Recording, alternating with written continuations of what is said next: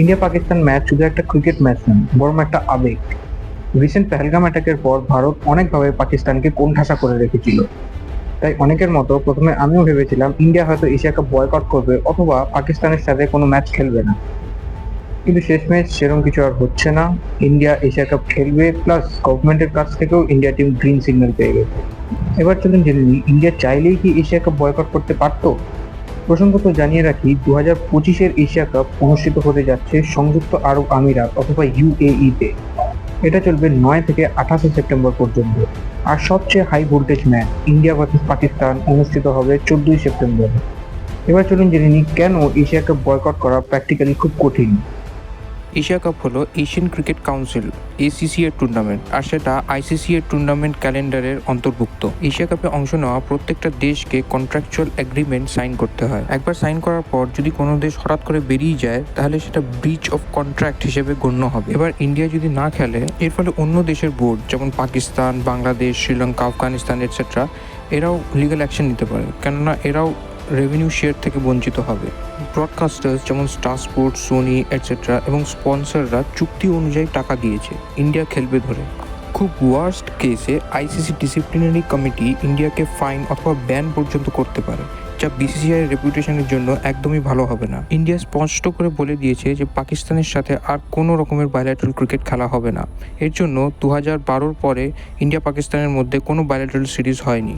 কিন্তু multilateral events যেমন world cup, Asia cup, champions trophy এগুলো অনেক দেশের কমিটমেন্ট।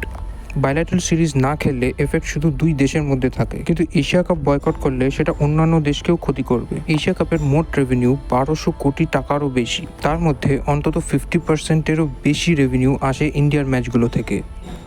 আপনি জানেন ইন্ডিয়া পাকিস্তান ম্যাচে 10 সেকেন্ডের অ্যাড স্লট বিক্রি হয় 14 থেকে 16 লাখ টাকার বিনিময়ে, যেটা নর্মাল ম্যাচের থেকে 2 থেকে 3 গুণ বেশি। স্পন্সর্স যেমন ড্রিম11, পেপসি, বাইজুস ইত্যাদি সবাই ইন্ডিয়া ম্যাচ ঘিরেই ইনভেস্টমেন্ট করে। ইন্ডিয়া বয়কট করলে ব্রডকাস্টার্সরা অনেক বড় অর্থনৈতিক ক্ষতির মধ্যে পড়বে। এর প্রভাব স্পন্সর ডিলস এবং ভবিষ্যতে টুর্নামেন্ট ব্রডকাস্টিং রাইটসের ওপরও পড়বে। এশিয়া কাপ একটা স্ট্রাকচার টুর্নামেন্ট, যেটা রাউন্ড রবিন বা নকআউট ফরম্যাটে হয়। কোনো দল যদি একটা ম্যাচ না খেলে, তাহলে সেটা ওয়াক ওভার অথবা ফোরফিট হিসেবে গণ্য হয়। এক্সাম্পল যেমন 1996 ওয়ার্ল্ড কাপে অস্ট্রেলিয়া এবং ওয়েস্ট ইন্ডিজ সিকিউরিটি ইস্যু দেখিয়ে শ্রীলঙ্কাতে খেলতে যায়নি, সেক্ষেত্রে শ্রীলঙ্কা ওয়াক ওভার পেয়েছিল। 2003 সালের ওয়ার্ল্ড কাপে ইংল্যান্ড জিম্বাবুয়ের ম্যাচ বয়কট করেছিল, ফলে টুর্নামেন্ট পয়েন্টস হারায়। যদি ইন্ডিয়া বয়কট করে, তাহলে পয়েন্টস চলে যাবে এবং টুর্নামেন্টের ক্রেডিবিলিটিও কমে যাবে। ইন্ডিয়া অনেকবার পাকিস্তানে খেলতে অস্বীকার করেছে। এর ফলে 2023 এশিয়া কাপের হোস্ট যখন পাকিস্তান ছিল, তখন ইন্ডিয়ার ম্যাচগুলো শ্রীলঙ্কাতে করা হয়েছিল। একই জিনিস ওয়ার্ল্ড কাপ বা চ্যাম্পিয়ন্স ট্রফিতেও প্রয়োগ করা যেতে পারে। তাই বয়কটের বদলে হাইব্রিড মডেলই এখন অনেকটা স্ট্যান্ডার্ড সলিউশন হয়ে গেছে। ইন্ডিয়া যদি এশিয়া কাপ বয়কট করে, তখন সেটা আর স্পোর্টস ইস্যু থাকবে না, পুরোটাই ডিপ্লোম্যাটিক ইস্যু হয়ে যাবে। তখন পাকিস্তানও এটা বলার সুযোগ পেয়ে যাবে যে দেখো, আমরা খেলতে চাই, কিন্তু ইন্ডিয়া ক্রিকেটের মধ্যে পলিটিক্স নিয়ে চলে আসছে। এতে করে ইন্ডিয়াকে আইসোলেটেড দেখানোর সুযোগ পেয়ে যাবে পাকিস্তান। প্র্যাকটিক্যাল রিয়ালিটি হলো, কোটি কোটি ফ্যান ইন্ডিয়া পাকিস্তান ম্যাচের জন্য অপেক্ষা করে বসে থাকে। ব্রডকাস্টিং ডেটা অনুযায়ী ইন্ডিয়া পাকিস্তান ম্যাচ সারা বিশ্বে সবথেকে বেশি ওয়াচড স্পোর্টিং ইভেন্টসগুলোর মধ্যে একটি। এই জন্য এটা বলাই যায় যে যদি ইন্ডিয়া এশিয়া কাপ বয়কট করতো, তাহলে ইন্ডিয়ান ক্রিকেটের অনেক ফ্যানই হতাশ হতো। এবার আপনার মনে প্রশ্ন আসতে পারে যে এশিয়া কাপ বয়কট নাই বা করলাম, শুধু কি পাকিস্তান ম্যাচ বয়কট করা যাবে না? দেখুন, এশিয়া কাপের ফিক্সচার্স ফরম্যাট অনুযায়ী ঠিক হয়। যেই টিম টুর্নামেন্টে অংশ নেবে, তাকে তার গ্রুপে থাকা সব টিমকে ফেস করতে হবে। এবার ধরুন ইন্ডিয়া পাকিস্তানকে আলাদা আলাদা গ্রুপে রাখা হলো, তাতেও কিন্তু সুপার 4-এ পাকিস্তানের সাথে ম্যাচ হওয়ার একটা সম্ভাবনা থেকেই যায়।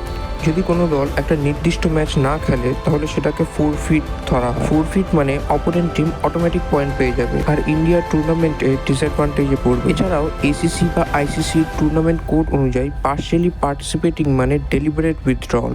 আপনি পুরো টুর্নামেন্ট খেলুন অথবা পুরো টুর্নামেন্ট ছাড়ুন, সিলেক্টিভ পার্টিসিপেশন অফিসিয়ালি অ্যালাউ করা হয় না। তাহলে বুঝতেই পারছেন, ইন্ডিয়া যদি শুধু পাকিস্তানের ম্যাচ না খেলতো, তাহলে সেটা ইসিসির নিয়ম অনুযায়ী কন্ট্রাক্ট ব্রিচ করা হতো। ব্রডকাস্টার্সরা এশিয়া কাপ রাইট কেনে কোটি কোটি টাকা দিয়ে, আর ইন্ডিয়া পাকিস্তান ম্যাচই হলো বিগেস্ট সেলিং পয়েন্ট। যদি ইন্ডিয়া না খেলে, তাহলে ব্রডকাস্টার্সরা অনেক বড় লসের মধ্যে পড়বে। যেহেতু অ্যাড স্লটস অলরেডি বিক্রি হয়ে গেছে, সেহেতু স্পন্সর্সরা রিফান্ড চাইতে পারে এবং ব্রডকাস্টার্সরা লসুট করতে পারে এসিসি এবং বিসিসিআই এর বিরুদ্ধে। তাই ভারত পাকিস্তানের মতো ব্যয়বহুল ম্যাচ বয়কট করা মানে পুরো ফিনান্সিয়াল ইকোসিস্টেম ধসে যাওয়া। আর একটা ম্যাচ না হলে পুরো টুর্নামেন্টের স্ট্রাকচারটা কিছুটা আনফেয়ার হয়ে যাবে অন্যান্য টিমের জন্য। কেননা পাকিস্তান যদি ফ্রি পয়েন্ট পেয়ে যায় তাহলে শুধু ইন্ডিয়া না, অন্যান্য টিমরাও ডিসঅ্যাডভান্টেজের মধ্যে পড়বে। এতে করে সবথেকে বেশি ক্ষতি হবে হংকং, ইউএই এবং ওমানের মতো ছোট দলগুলোর। আর যে কোনো স্পোর্টিং ইভেন্টের সবথেকে ইম্পর্ট্যান্ট পার্ট হচ্ছে দর্শক। কোটি কোটি ফ্যান ইন্ডিয়া পাকিস্তান ম্যাচের জন্য অপেক্ষা করে থাকে সারা বিশ্ব জুড়ে। এবার যদি শুধু ভারতের জন্য ইন্ডিয়া পাকিস্তান ম্যাচ ভেস্তে যায় তাহলে ইন্ডিয়া ঘরে এবং বাইরে দুদিক থেকেই পাবলিক ব্যাকল্যাশের মধ্যে পড়তে পারে। তাই বাস্তবতা হলো ইন্ডিয়া হয় পুরো এশিয়া কাপ খেলবে, না হয় পুরোটাই বয়কট করবে। শুধু ইন্ডিয়া পাকিস্তান ম্যাচ বয়কট করার কোনো সুযোগ নেই। তবে আমি মনে করি ইন্ডিয়ার অন্তত এই এশিয়া কাপটা বয়কট করা উচিত ছিল। এর অনেকগুলো কারণ আছে। প্রথম এবং প্রধান কারণ, পাকিস্তানের অর্থনৈতিকভাবে অনেক বড় লস হতো। এশিয়া কাপের মোট রেভিনিউর 50 থেকে 60% টাকা শুধু ইন্ডিয়ার ম্যাচ থেকে আসে।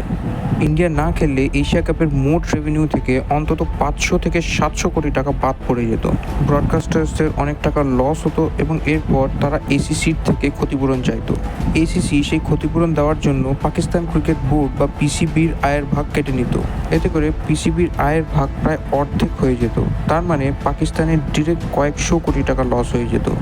এই টাকা পাকিস্তানের জন্য খুব গুরুত্বপূর্ণ, কেননা বাইল্যাটারাল ক্রিকেটে ওরা ইন্ডিয়া থেকে কোনো ইনকাম পায় না। এছাড়াও পাকিস্তান ক্রিকেটের লোকাল স্পন্সর যেমন পেপসি, হাইয়ার, ব্যাংক আলফালাহ, এদের কন্ট্রাক্ট ভ্যালু অনেকটা কোল্যাপস করতো। এতে করে পিসিবিকে ডিসকাউন্ট অথবা রিফান্ড দিতে হতো। স্পন্সর্সরা পাকিস্তানের সাথে ভবিষ্যতে চুক্তি করার আগ্রহ কমাতো, কারণ গ্যারেন্টিড ভিউয়ারশিপ থাকতো না। এছাড়াও পাকিস্তান গ্লোবাল ক্রিকেটে অনেকটা আইসোলেটেড হয়ে যেত। আইসিসি এবং এসিসির ভিতরে পাকিস্তানের ক্ষমতা অনেকটা কমে যেত, কারণ স্পন্সর্সরা এটা বুঝে যেত যে ইন্ডিয়া ছাড়া এশিয়া কাপের কোনো ভ্যালু নেই। এমনকি লং টার্মে পিসিবির স্পন্সরশিপ ভ্যালু অনেকটাই কমার সম্ভাবনা থাকতো। তবে হ্যাঁ, এটা সত্যি যে ইন্ডিয়া যদি এশিয়া কাপ বয়কট করতো তাহলে শুধু পিসিবি না, বিসিসিআইয়েরও অনেকগুলো ক্ষতি হতো। তবে বিসিসিআই এর এই ক্ষতিগুলো মিনিমাইজ অথবা নালিফাই করার অনেকগুলো উপায় আছে। India alternative bilateral series organise করতে পারতো। বিসিসিআই চাইলেই অস্ট্রেলিয়া, নিউজিল্যান্ড, সাউথ আফ্রিকা, ইংল্যান্ডের মতো বড় বড় টিমকে আমন্ত্রণ করতে পারতো। এতে করে ইন্ডিয়া হোম সিরিজের অ্যাডভান্টেজটাও পেত। মানে যেহেতু এই সব ম্যাচ ইন্ডিয়াতে হতো, তাই স্টেডিয়ামের টিকিট বিক্রি, লোকাল স্পন্সরশিপ ডিল এবং ব্রডকাস্টার রাইট যেমন সোনি, স্টার স্পোর্টস এটসেট্রা সব ইন্ডিয়া রিটেন করতে পারতো। যেহেতু ভিউয়ারশিপ গ্যারেন্টিড থাকতো, তাই স্পন্সর্সরাও টাকা দিত। এতে করে এশিয়া কাপের রেভিনিউ লস কিছুটা কভার হয়ে যেত। Nehru cup, Titan cup, independence cup এই ধরনের ইনভিটেশনাল সিরিজ ইন্ডিয়া আগেও করেছে। তাই যদি এশিয়া কাপ বয়কট করে বিসিসিআই এরকম কোনো ইনভিটেশনাল সিরিজ অ্যানাউন্স করতো, তাহলে স্পন্সর্সরা খুব তাড়াতাড়ি রাজি হয়ে যেত, কারণ ইন্ডিয়ার ম্যাচ মানে guaranteed TRP magnet.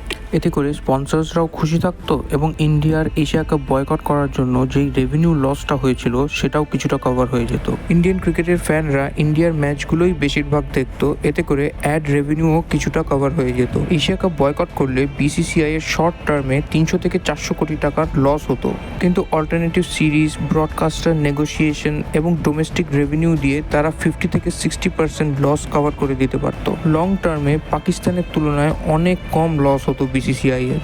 Pakistan sponsor টেরোরিজমের ফলে পেহেলগাম হত্যাকাণ্ডের পর বিসিসিআই এর মতো ধনী সংগঠন এইটুকু কম্প্রোমাইজ তো করতেই পারতো না কি? আপনার কি মনে হয়? আপনার মন্তব্য, মতামত নিচে কমেন্ট বক্সে লিখে জানান। ভিডিওটি ভালো লেগে থাকলে লাইক, শেয়ার এবং সাবস্ক্রাইব করে পাশে থাকুন। ধন্যবাদ।